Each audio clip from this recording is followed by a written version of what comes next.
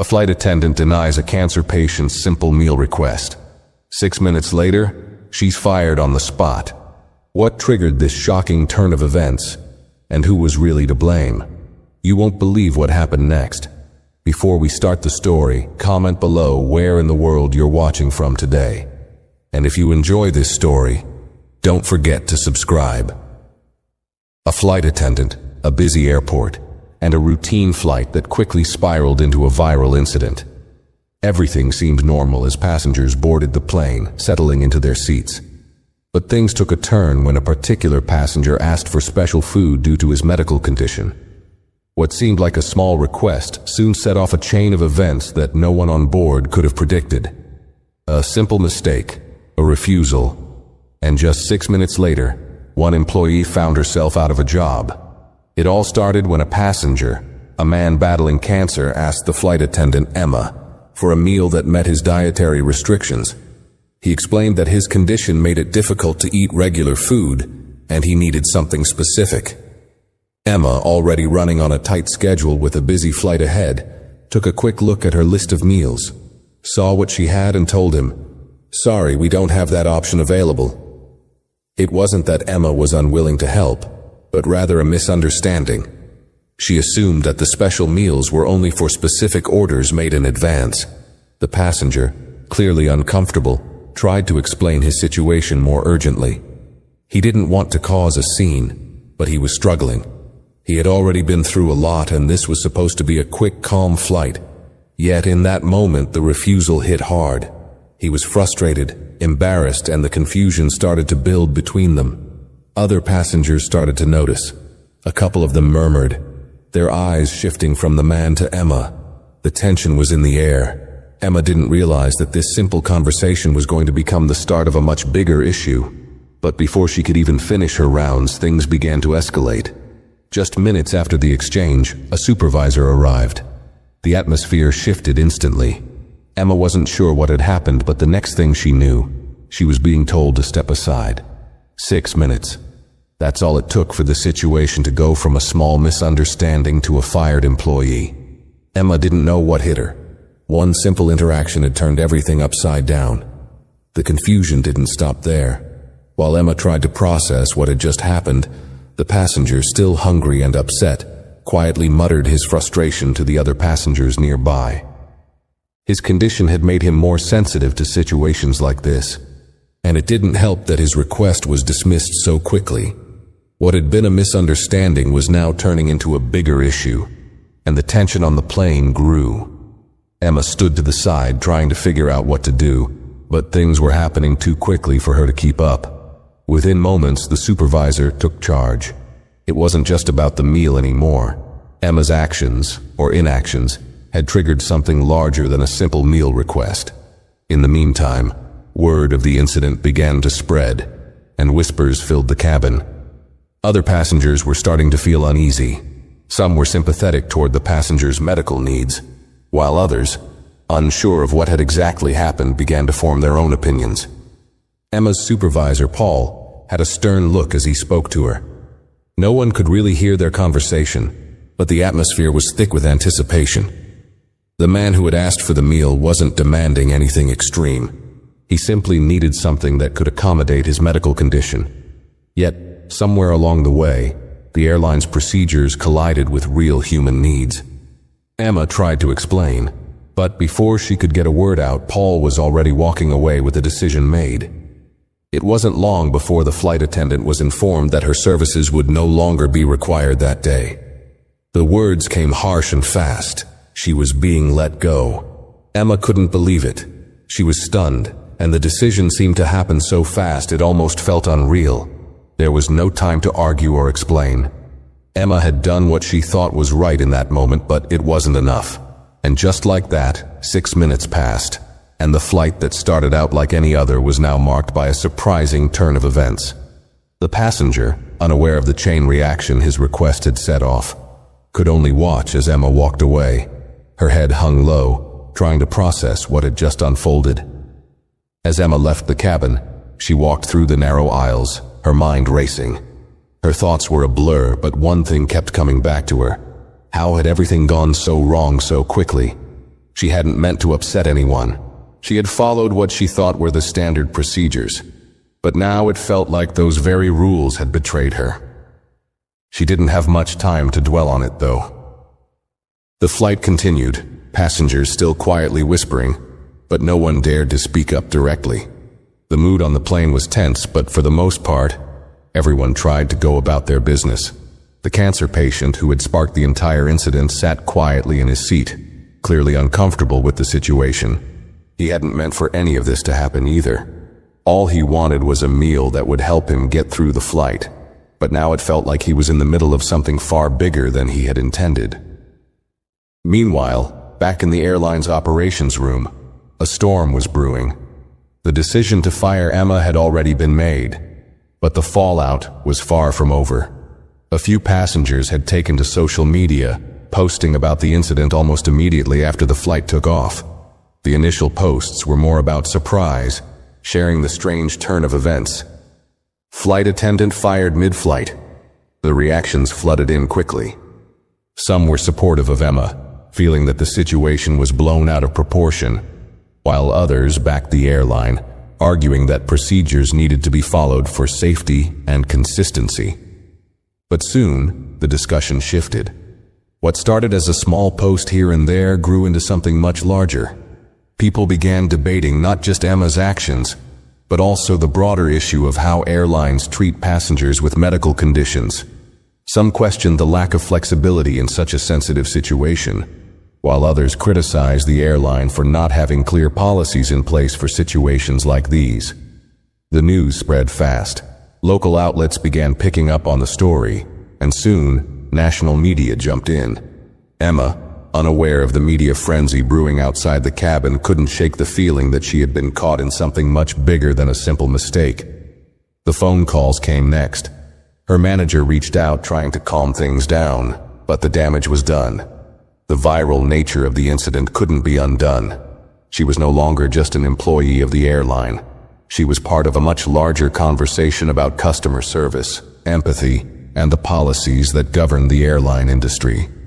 What had seemed like a small issue on a routine flight had quickly turned into a public relations nightmare. The news of Emma's firing spread across social media like wildfire. As the story gained traction, it began to take on a life of its own. People from all over the world were now weighing in on what had happened. Some supported Emma, saying she was just doing her job and that the situation was blown out of proportion. Others sided with the airline, arguing that rules and procedures should be followed without exception. But as the public debate grew, something else emerged. A deeper, more uncomfortable question about the airline's policies and how they dealt with passengers who had special medical needs. The cancer patient's story was shared repeatedly, and while the public largely sympathized with his health struggles, many were also angry at how the situation was handled. Some began questioning why such a simple request, one that could have been handled with a little empathy, had spiraled out of control. The media quickly picked up on the issue, and soon, experts in customer service and hospitality were offering their opinions on the situation. Many pointed out that while rules are important, there needs to be a balance between following procedures and recognizing the humanity of the people you're serving. The airline, under intense pressure, released a statement explaining their side of the story. They claimed that Emma's refusal to serve the special meal was due to an oversight in policy, and that employees were simply following standard procedures. But the statement did little to calm the storm. In fact, it seemed to make things worse. The public didn't buy the idea that Emma's firing was solely due to a simple mistake.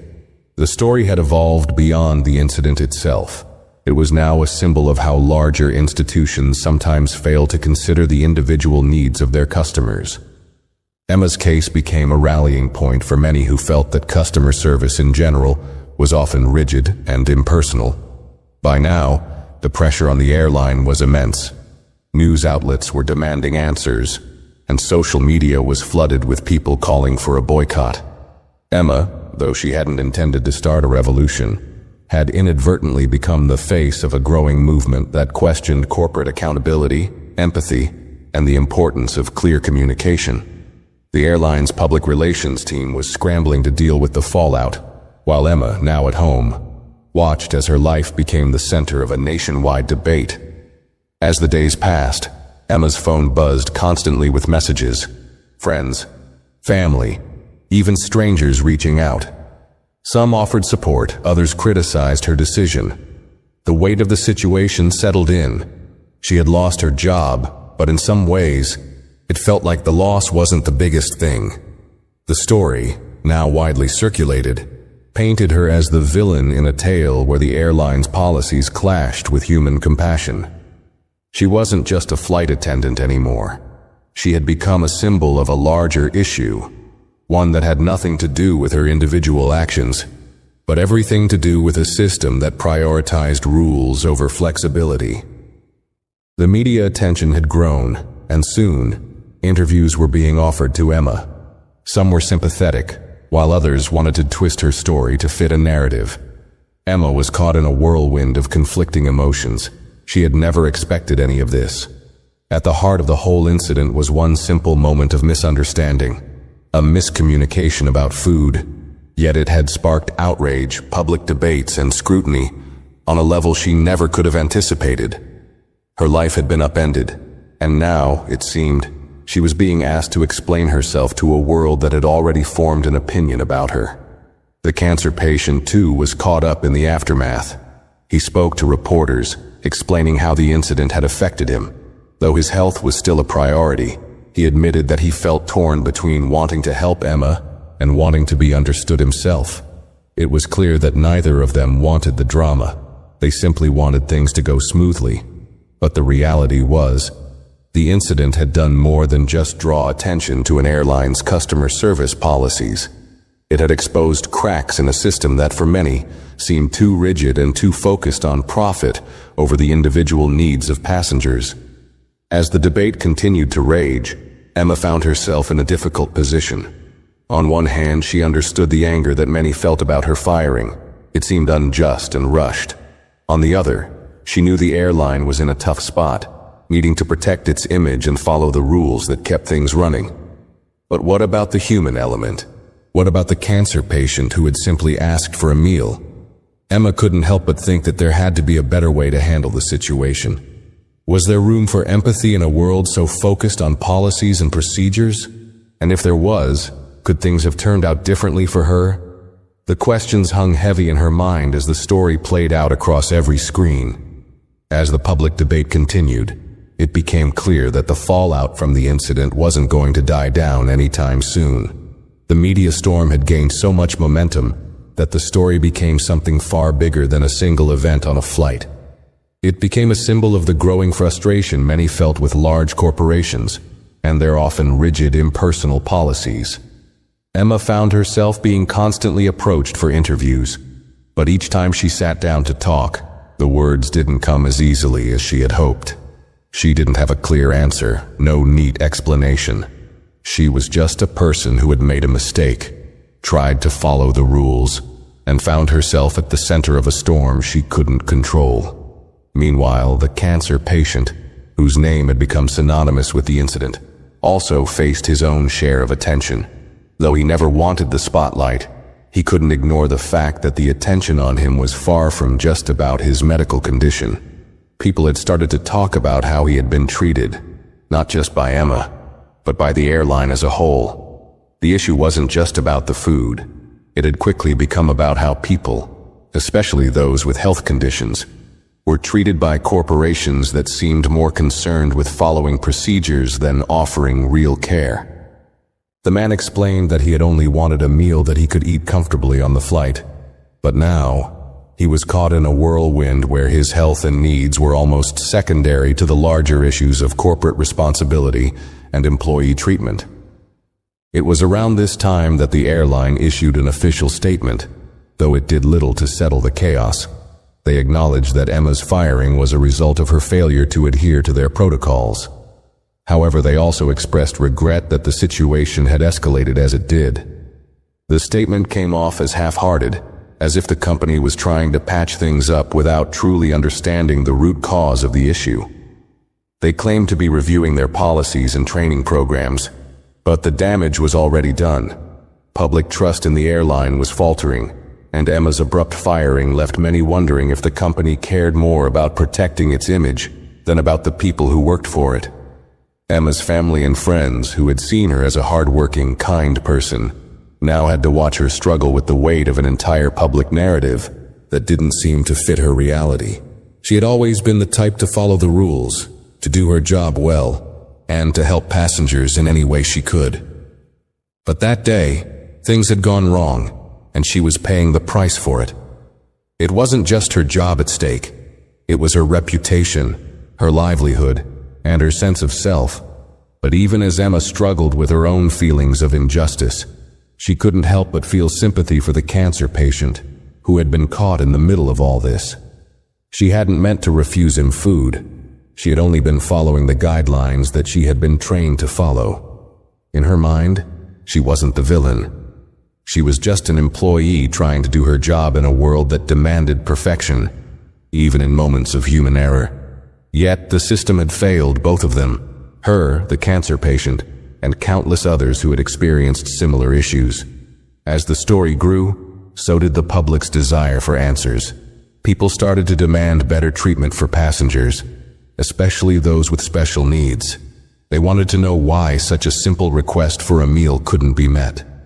They questioned why someone like Emma, who had never been in trouble before, had been fired on the spot for what many saw as a minor mistake. And perhaps most importantly, people wanted to know if the airline would truly learn from this. Would it continue to prioritize policies over empathy? Or was this an opportunity to make a change, to offer a better experience for everyone, not just the ones who followed the rules? For Emma, the days after the incident felt like an endless cycle of interviews, social media posts, and online debates. She had hoped that things would quiet down, but they only grew louder. She was left with one thought that kept her up at night. Had she made a mistake? Or had she just been the unfortunate person who became the face of a much larger problem? As weeks passed, the initial shock of Emma's firing faded into the background, but the questions it raised lingered. The public's outrage didn't die down. If anything, it intensified. Online petitions began circulating, demanding accountability from the airline. People from all walks of life, not just passengers, began voicing their opinions. A growing number of people, including customer service experts, medical professionals, and even some employees from within the airline industry, came forward to offer their perspectives. Many experts pointed out that the core issue wasn't Emma's actions. It was a deeper systemic failure. Airline policies, they argued, were often designed without considering the human element, especially in emergency situations or with passengers who had special needs. The airline industry, as a whole, had built itself around efficiency, schedules, and minimizing costs. While that was necessary for running a large company, it often came at the expense of personal care. The truth was that systems like these didn't always leave room for flexibility or empathy, two things that could have made all the difference in Emma's case. Had the airline been more accommodating to passengers with medical conditions, perhaps the issue could have been resolved before it escalated. But Emma's situation wasn't just about the system failing her. It was also about her personal struggle to reconcile what had happened. The more Emma thought about the incident, the more it weighed on her. She replayed the moment in her head over and over. The passenger's request, her refusal, the exchange that quickly spiraled out of control. At times, she questioned herself. Had she been too rigid? Should she have bent the rules? After all, what harm would it have done to accommodate the man's special request, given the circumstances? She felt torn between two realities, the one where she was just doing her job, following company guidelines, and the one where her decision had led to a public spectacle that left her without a job. Both sides felt valid, but neither offered her a clear sense of closure. For the cancer patient, the aftermath was similarly complicated. While he didn't want to be caught in the middle of a public dispute, he couldn't ignore the fact that Emma's firing didn't sit well with him either. He understood, better than most, how frustrating it could be to feel like a person's needs were being dismissed. After all, He had just asked for something as simple as a meal to help him through his flight. But when the media started to focus on him, he realized that the situation had become a lot bigger than anyone had intended. It wasn't just about food or Emma's mistake anymore. It was about how we treat people with special needs, about how companies often prioritize efficiency over individual care. In one of the few public statements he made after the incident, the passenger explained that he wasn't angry at Emma. He didn't hold a grudge. He simply wished things had been handled differently, with a little more understanding. He emphasized that the airline could have easily avoided the situation by making the necessary accommodations or offering an alternative. But instead, it had become a headline. And now he was left to reflect on the bigger picture. It was a reminder that, for people living with illnesses, the smallest things could often become the biggest obstacles. A meal on a flight shouldn't be one of them. As the story continued to dominate the media, the airline started to feel the pressure. Public perception was changing rapidly. In a desperate attempt to salvage their reputation, the airline issued another statement. This time, it wasn't just about defending their actions or explaining policies. They acknowledged the public's frustration and admitted that the situation could have been handled better. They promised to review their customer service training, particularly when it came to special requests and emergency situations. But by then, many people had already made up their minds. The damage was done. People weren't just upset with how Emma was treated. They were upset with a system that seemed to ignore human needs in favor of rules and regulations. Behind the scenes, Emma struggled to understand how her life had changed so drastically. She had always prided herself on being a hardworking, responsible employee. She wasn't perfect, but she did her job well, and she genuinely cared about helping passengers. Now she was left questioning everything she thought she knew about the airline, her career, and even herself.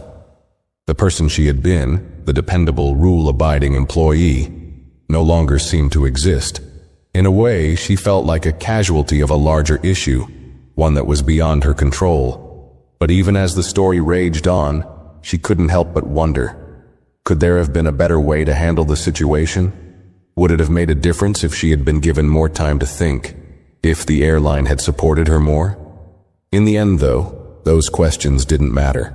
What mattered now was the way people viewed the incident, and the changes that were beginning to take place, not just within the airline, but across the industry as a whole.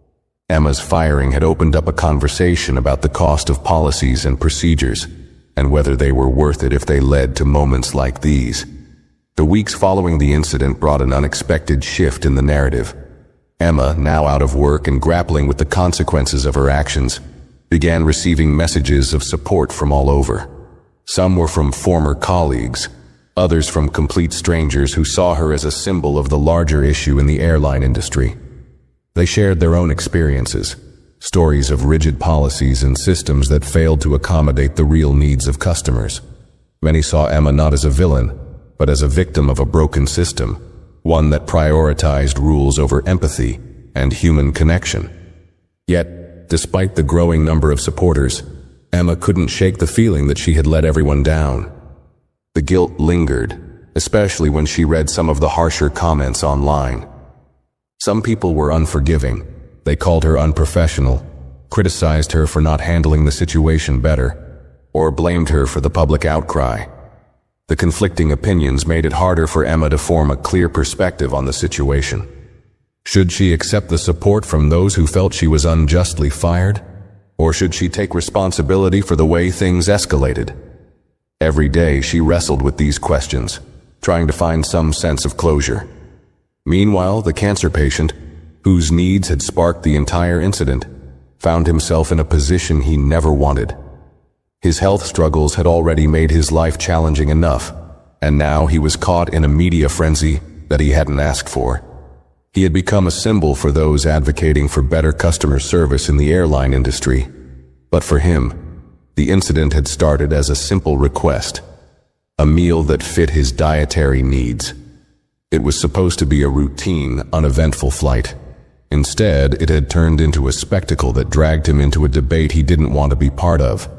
He never imagined that his need for a specific meal would lead to a viral story, protests, and a growing public outcry. As more interviews with him aired, it became clear that his feelings about the incident were mixed. On one hand, he understood the anger that many felt about Emma's firing. She had acted within the constraints of her job, and while her decision was unfortunate, it wasn't malicious. On the other hand, he couldn't ignore the fact that the airline had failed him. In a moment when he was vulnerable, they didn't take the time to understand his needs. His request wasn't unreasonable. It wasn't about asking for something extravagant. It was simply about getting the right food for his medical condition. Yet, in the end, he had been left without the meal he needed, and Emma had lost her job because of it. Despite the media frenzy, he was careful not to point fingers. Instead, he used his platform to push for a broader conversation. He talked about how people with medical conditions often found themselves at the mercy of systems that didn't understand their specific needs. Airline policies, while important for safety and efficiency, were often blind to the nuances of passengers' personal situations. He spoke out about the importance of flexibility and empathy in customer service, particularly when it came to vulnerable people. The more he spoke, the more people began to listen, not just to his story, but to the deeper issues it highlighted. The airline, facing mounting pressure, released another statement in an attempt to shift the narrative. This time they acknowledged that there were gaps in their policies and procedures when it came to passengers with special needs. They admitted that they had failed to offer the flexibility required in such a situation. They promised a review of their training programs and said they would implement changes to ensure that similar incidents would be handled more compassionately in the future. But by this point, the damage had already been done. The public wasn't just angry with Emma's firing, they were upset with an entire system that seemed too focused on adhering to rules, rather than understanding the unique needs of individual passengers. In the weeks that followed, the conversation expanded beyond just this one incident. It became part of a larger discussion about customer service across all industries. People began questioning whether businesses were truly serving their customers, or simply going through the motions of providing a service without any real regard for the person on the other side. The story of Emma and the cancer patient became a case study, one that raised important questions about what happens when rules clash with humanity. For Emma, this period of reflection was both difficult and eye-opening. She had always been someone who prided herself on following procedures, on doing things by the book. But now, she saw how that very rigidity had cost her. She had been too focused on the rules and not enough on the people involved. She realized that while policies were necessary, there had to be room for compassion, especially when dealing with passengers who were vulnerable or in need. The incident had exposed her own blind spots, and she couldn't help but think about how she would approach similar situations in the future. As the dust began to settle, Emma found herself questioning not just the airline's policies, but the larger culture in which they had all operated. Could things have been handled differently? Absolutely. But in hindsight, it wasn't just about one meal or one flight. It was about a systemic issue that affected both the passengers and the employees. The truth was, things had gone wrong because of a lack of flexibility, a lack of understanding, and a lack of humanity.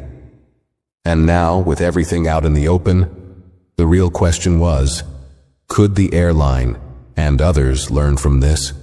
Or would it be another missed opportunity to change? As the debate continued, more voices joined the conversation, and the ripple effect of Emma's firing became more apparent.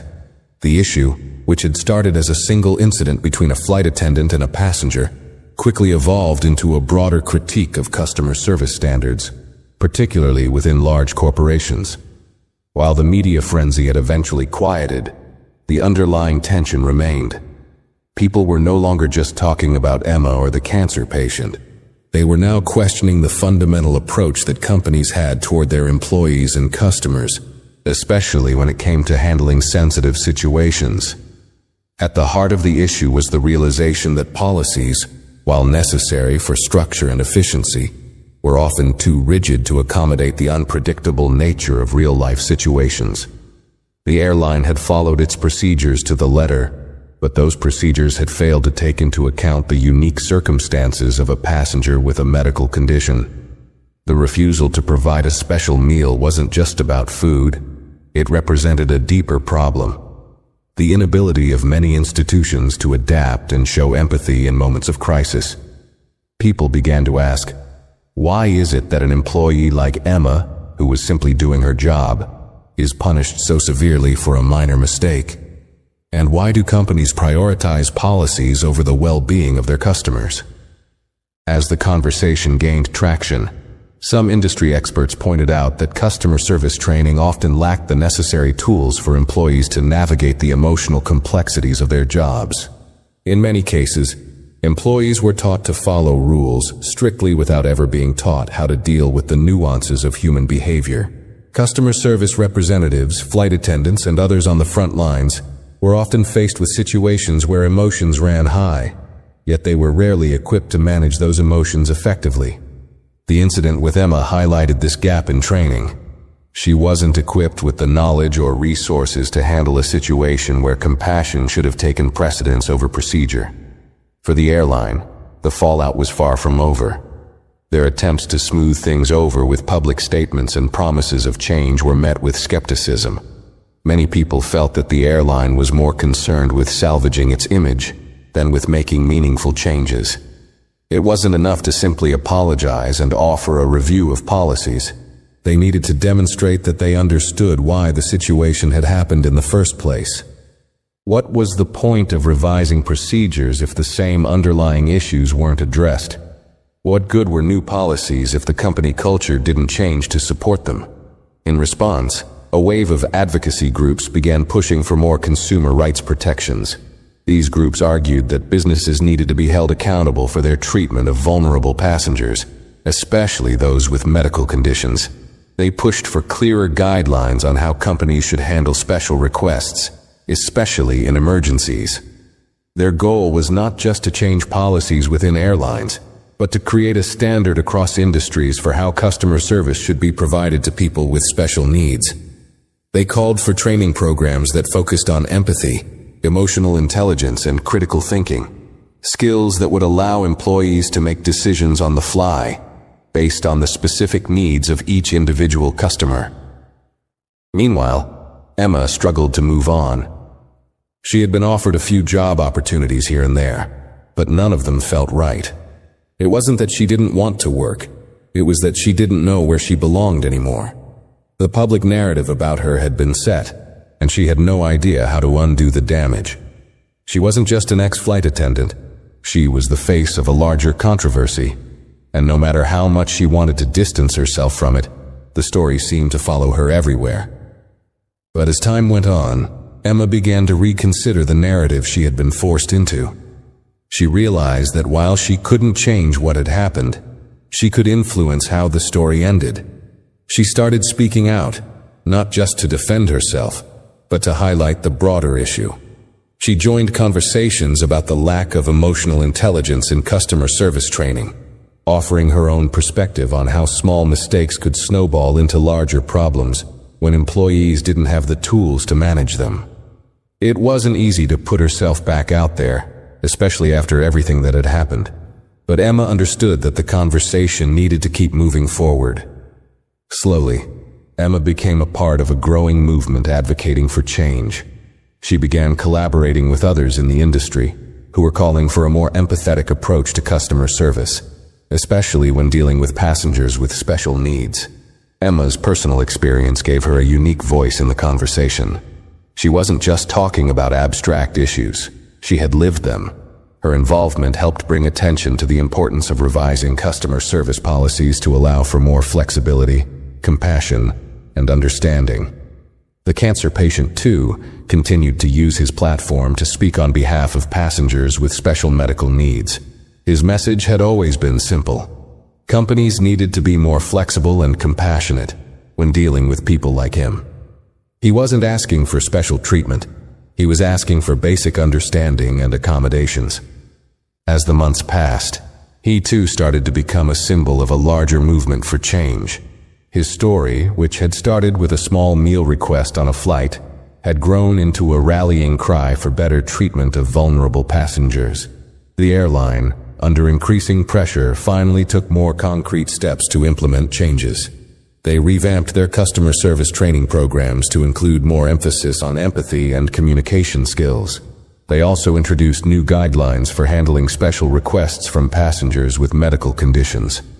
But many still felt that the airline's efforts were too little, too late. The damage to their reputation couldn't be easily undone. While some praised the airline for making changes, others remained skeptical. Would they actually follow through, or would this all be forgotten in time? Emma's story had started as one isolated incident, but in the end, it sparked a larger conversation about the shortcomings and how companies treat their employees and customers. It wasn't just about a flight attendant being fired. It was about the failures of a system that was too rigid, too focused on efficiency, and not focused enough on the human side of the equation. Emma's experience, though painful, helped to shine a light on these issues, and while she couldn't erase the past, she knew that she had played a part in pushing for change. And in a world where empathy often took a backseat to efficiency, that was something to be proud of. Months had passed since Emma's firing, but the story was far from over. What had seemed like a one-off incident had transformed into a larger conversation about customer service standards, corporate responsibility, and the importance of empathy in business practices. Emma had managed to find a quiet corner in a crowded world of opinion, but her journey had left her with far more questions than answers. She had become a symbol of a conflict larger than herself, and while it was hard for her to shake off the events that had led to her downfall, she began to realize that she could still take control of the narrative in her own way. Though the media had moved on, and the public's attention had shifted to other scandals and stories, Emma was left dealing with the aftermath of being thrust into the spotlight for something she never expected. It was a bizarre mix of guilt, empowerment, and frustration. She had been wronged, but she was also forced to face uncomfortable truths about herself and the system she had worked for. The public's outcry had helped her understand that the real issue wasn't just about one meal or one employee. It was about a deep-rooted flaw in the way that businesses treated customers and the employees that served them. Over time, Emma began to speak publicly about her experience, though it wasn't easy. Her words were more measured now, reflecting a deeper understanding of the complexities at play. She'd learned, often the hard way, that a company's culture could make or break a situation. Her firing had been a result of a policy that prioritized uniformity over judgment, and it had cost her not just her job, but her dignity. However, Emma chose to focus on the lessons rather than the loss. In her speeches and interviews, she shared her story not to cast blame, but to start a conversation about what needed to change in the airline industry and in corporate America in general. She wasn't just telling her own story anymore. She had become a part of a larger movement that demanded a shift in customer service. She highlighted the need for policies that allowed employees to think critically and empathetically, especially when dealing with vulnerable individuals. People had responded to her story because, at its core, it was about human beings and the way they are treated. Emma's experience echoed the struggles of so many workers who felt powerless in systems that were too rigid, too focused on following rules instead of helping people. She spoke to employees everywhere, urging them to find their voices and demand more flexibility in how they handled customer interactions. The cancer patient, too, continued his own advocacy. Though his health remained his top priority, the media attention surrounding his story had led him to use his platform for something bigger. He spoke about his need for medical accommodations and pushed for awareness of how companies could better meet the needs of passengers like him. However, he was also careful to make it clear that this wasn't about getting special treatment. It was about recognizing the needs of individuals who weren't always visible in the corporate mindset. His message had always been simple, but now it carried more weight. He wasn't just advocating for himself. He was speaking on behalf of anyone who had ever felt invisible or dismissed by the system. Their stories, combined with the growing pressure on companies to improve customer service, eventually led to small but significant changes in industry standards. In response to the growing demand for better treatment of passengers with medical conditions, airlines across the country started to implement better training programs. They began educating their staff on how to deal with special requests and how to handle emergency situations with compassion and care. For the first time, there was a concerted effort to address the real challenges that passengers with medical needs faced when flying. It wasn't a perfect fix, but it was a step forward. Yet despite the strides made by some companies, Emma knew that the road ahead would be long.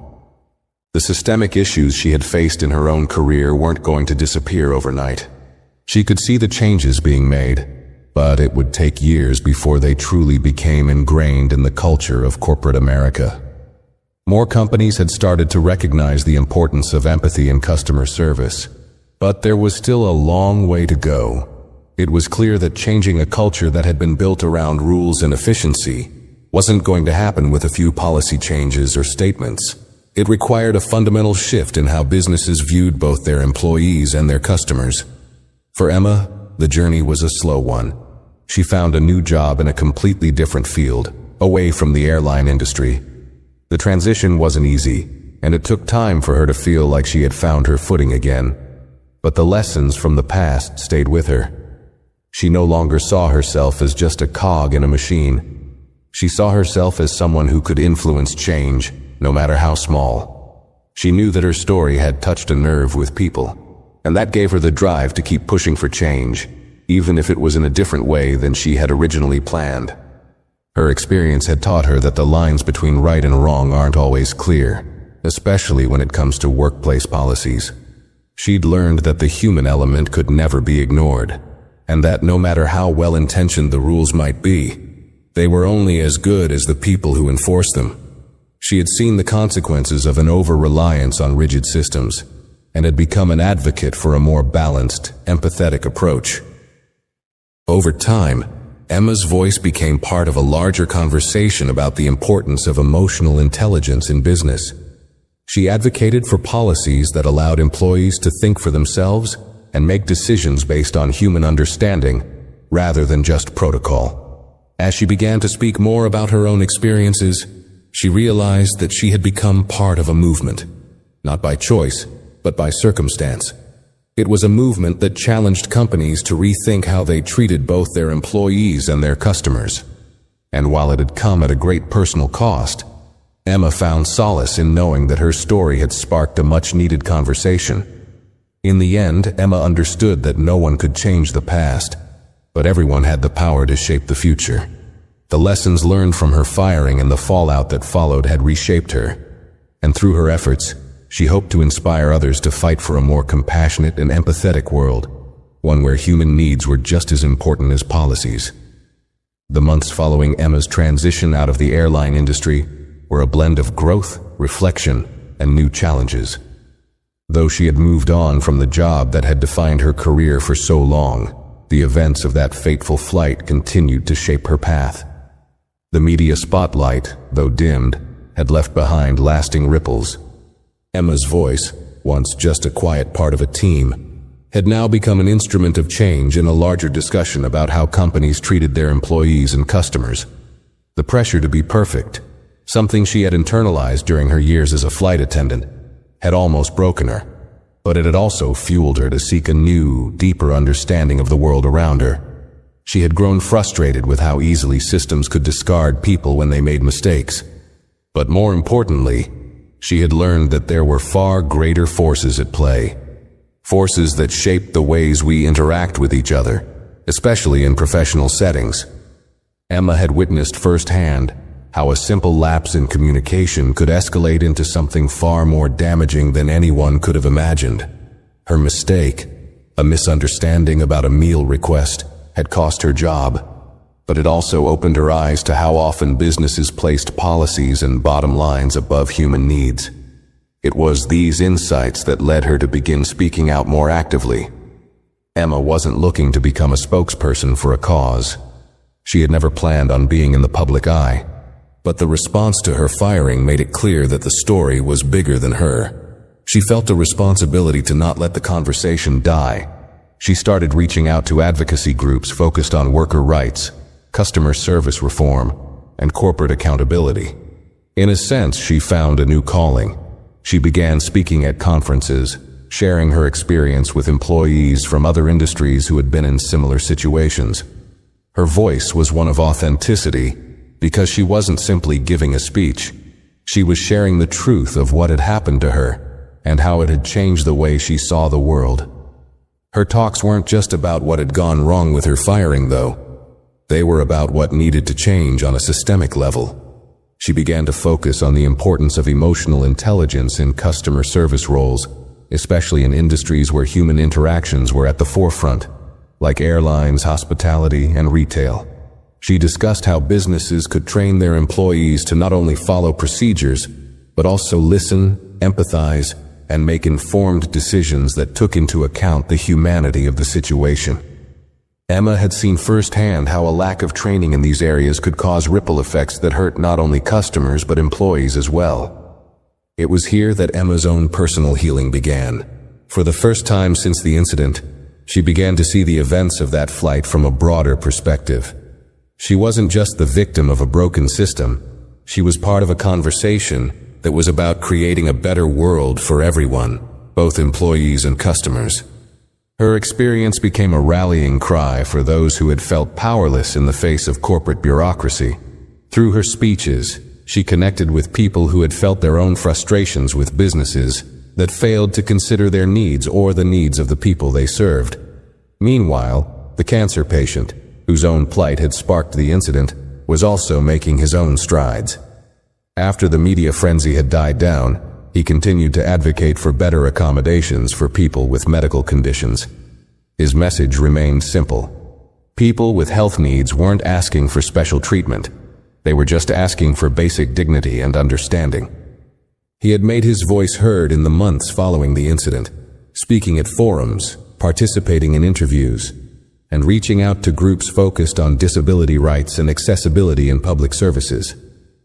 The connection between Emma and the cancer patient had, in some ways, been forged through a moment of misunderstanding, but it had grown into a mutual understanding of the systemic issues that plagued customer service.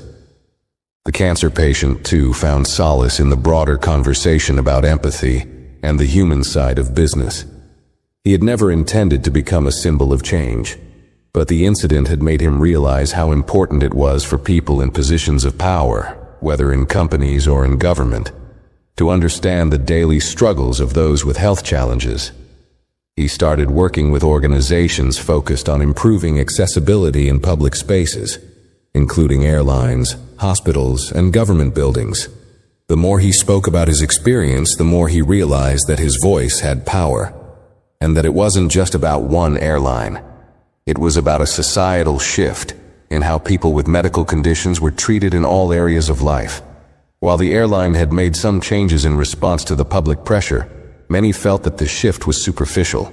They had introduced new training programs and promised to review their policies. But for many, these actions weren't enough.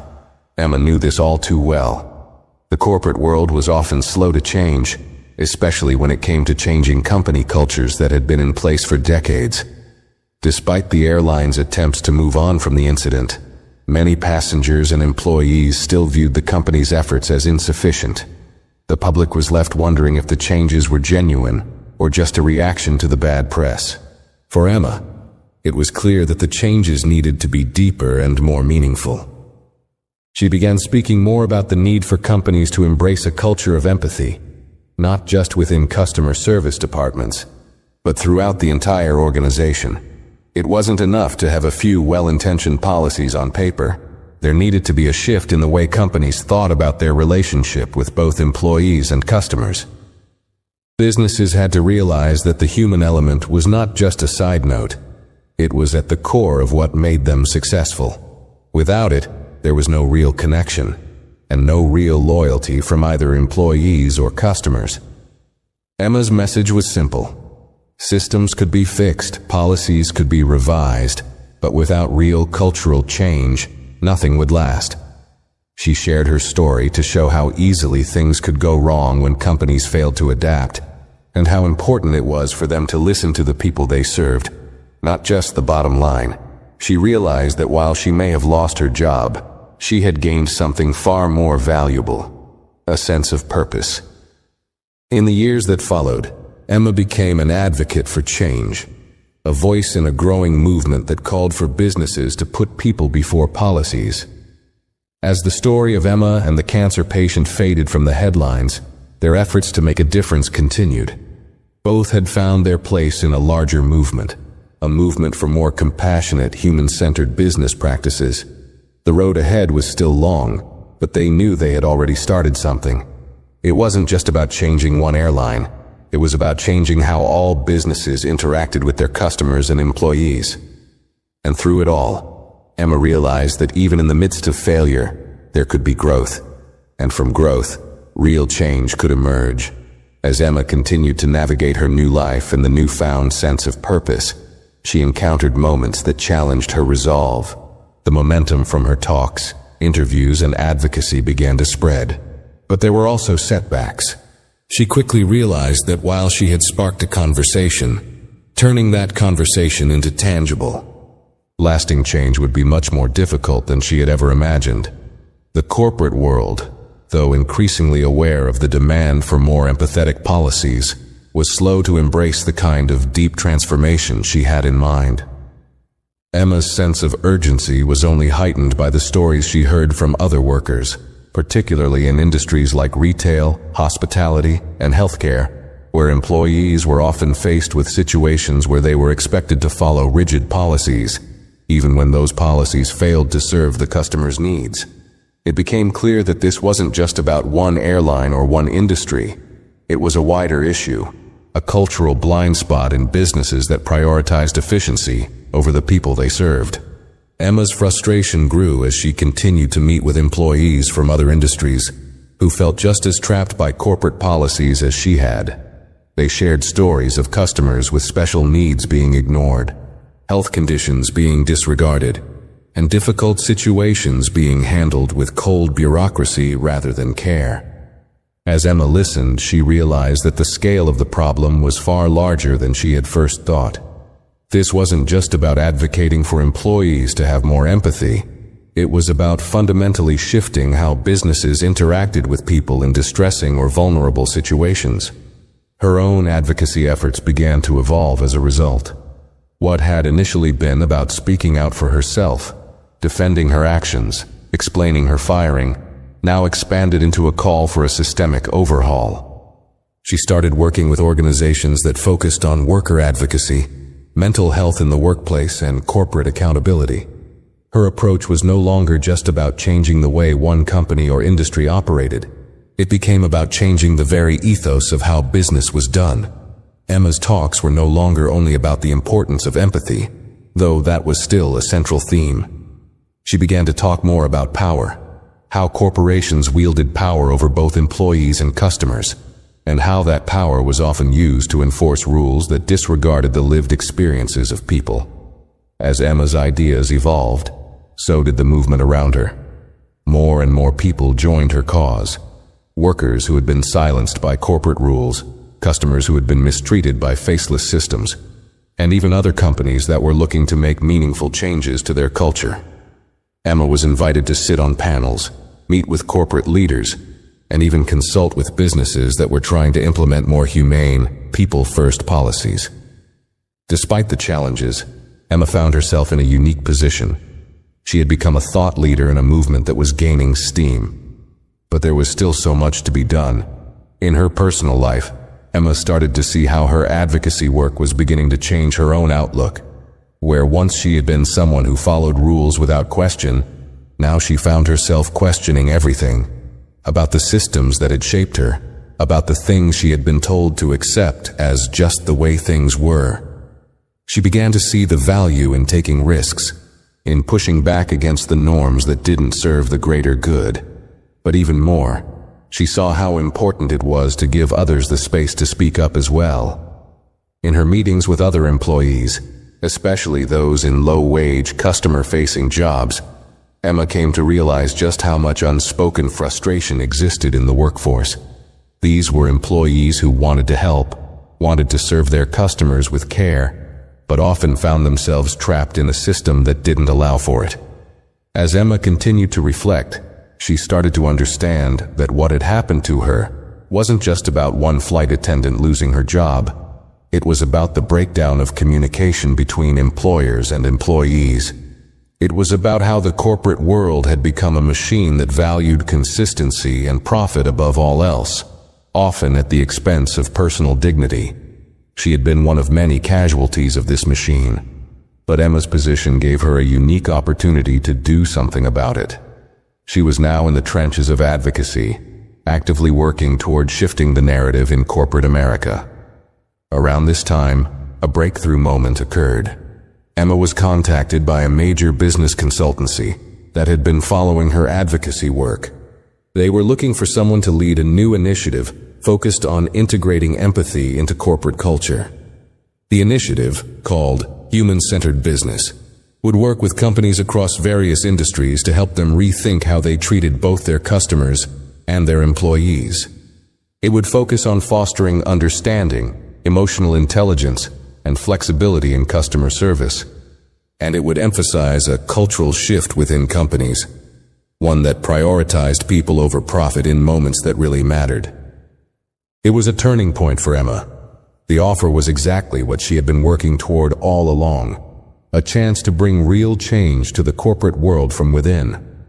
For the first time since her firing, she felt like she had an opportunity to directly impact the very system that had caused her downfall. This was her chance to do more than just advocate from the outside. She could now be a part of the change itself. Emma accepted the position, and with it came a new set of challenges.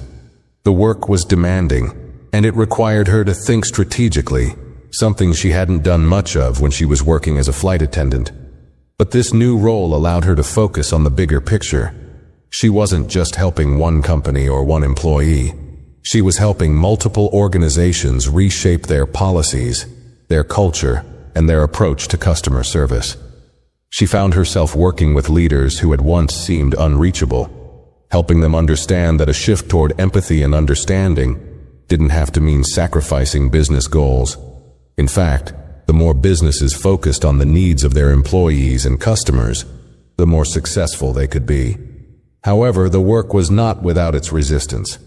Emma encountered CEOs and board members who were skeptical, who saw empathy as a soft skill that didn't belong in the boardroom. There were companies that balked at changing their policies because they were too entrenched in their old ways, or because they feared that introducing too much flexibility would lead to chaos. It was hard for Emma to come to terms with the reality that not everyone was ready for change. But she had come to learn that transformation, real transformation, took time. It required persistence, compromise, and a willingness to meet people where they were. As Emma settled into this new role, she found herself reconnecting with the passion that had driven her to this point. Her focus was no longer solely on her own experience, but on creating spaces for others to share their stories too. She facilitated workshops for employees in various industries, helping them find their voice and learn how to advocate for themselves when they encountered situations that didn't feel right. She worked closely with HR departments to develop training that included emotional intelligence, conflict resolution, and active listening. Emma had come a long way from the flight attendant who had once only followed the rules. She was now someone who was actively reshaping the rules, working to create a business world where people mattered more than profits, where understanding, empathy, and connection weren't just buzzwords, but the foundation of a better, more sustainable way of doing business. And as she continued to lead the charge for this shift, Emma realized that the incident that had once felt like the worst thing that had ever happened to her had, in fact, been the catalyst for something much bigger. It had opened her eyes to the larger issues in the workplace and beyond, and had given her the strength to become a voice for change. Her journey had come full circle, from a mistake that cost her everything to a mission that could change the way companies operate, one conversation at a time. Looking back on everything that had transpired, Emma couldn't help but reflect on how far she had come. What started as a simple misunderstanding, a meal request made by a cancer patient, had become the defining moment of her life. It was a moment that had shaken her to her core, and one that at the time felt like an ending. But as the months turned into years, Emma saw how it had actually been the beginning of something much more significant. Her story, which had once felt like a personal tragedy, was now a story of transformation, not just for her, but for countless others who had found themselves in similar positions. Through it all, Emma had learned to redefine her relationship with failure and success. She no longer viewed failure as the end of the road. Instead, she saw it as a necessary part of growth. It was a lesson that many people didn't learn until much later in life: how to face setbacks head-on, understand their root causes, and use that knowledge to propel themselves forward. Emma had been forced to face her failure in the harshest way possible, but the very thing that had nearly destroyed her had also sparked a drive within her to build something new, something better. Her work with human-centered business had blossomed. What had begun as a consultancy initiative with just a handful of companies now spanned multiple industries: retail, healthcare, transportation, even tech. More and more organizations were recognizing the value of empathy in their operations, not just as a feel-good slogan, but as a real driver of customer satisfaction, employee loyalty, and long-term success. Emma was no longer speaking just to raise awareness. She was actively shaping the future of business culture. Companies were beginning to understand that fostering a human-centered approach wasn't just a moral imperative, it was a business advantage. Satisfied, loyal employees led to satisfied, loyal customers. And in turn, that led to greater profits, lower turnover, and stronger reputations. Emma's work with businesses helped to break down barriers between management and employees. She advocated for policies that gave employees more autonomy to make decisions based on empathy and the specific needs of customers. She pushed for the creation of support systems within companies that empowered workers to speak up when something wasn't right, and to advocate for customers, especially those with special needs. By focusing on communication and understanding, she helped companies realize that being more human wasn't a threat to their bottom line. It was a pathway to success. But it wasn't just companies that Emma had impacted.